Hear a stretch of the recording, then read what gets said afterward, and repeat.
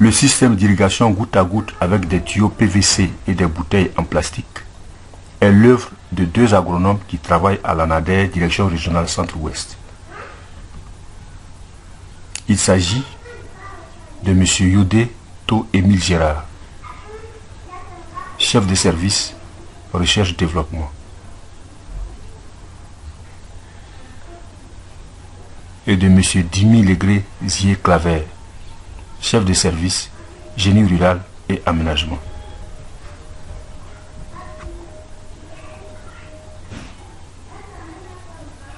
En 2019, l'idée était de mettre au point un système d'irrigation goutte à goutte, sans tuyauterie, pour les besoins d'irrigation des petites superficies sur culture hors sol.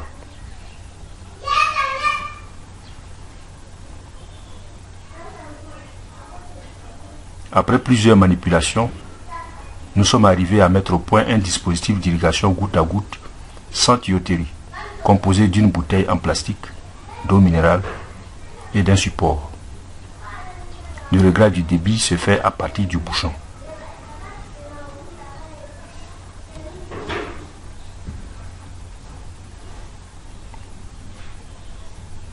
Dans la même année de 2019, M. Dimi Legré Zier-Claver a testé un système d'irrigation goutte à goutte avec des tuyaux PVC sur culture de tomates en conditions hors sol. Dans l'ensemble, le test a bien fonctionné. Seulement, il y a eu de petits soucis pour la maîtrise du débit goutte à goutte.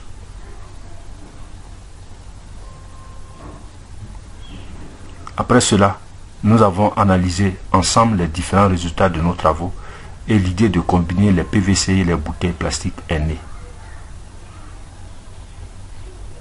Ainsi, de février à juillet 2020, nous avons mis en place le premier test d'irrigation goutte à goutte avec les tuyaux PVC et les bouteilles en plastique. Le système était composé d'une citerne de 1000 litres, de 8 tuyaux PVC percés de tout espacés de 0,4 m, de vannes, de coudes, de thé et des bouchons. Le test a été réalisé avec la culture de tomates en plein terre, sur un espace de 48 m². La préparation du sol a consisté à faire des billons espacés de 1 m avec l'aide d'un de nos stagiaires, M. Ouattara Fousseni. La fertilisation a été à 90% organique.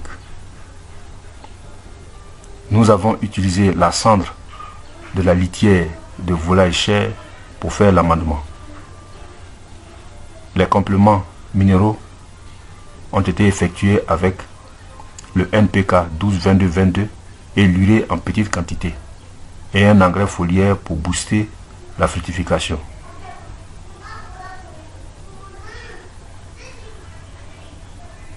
Sur 120 plants de tomates de la variété Buffalo repiqués, 100 plants sont arrivés à la fructification et la production a été de 150 kg.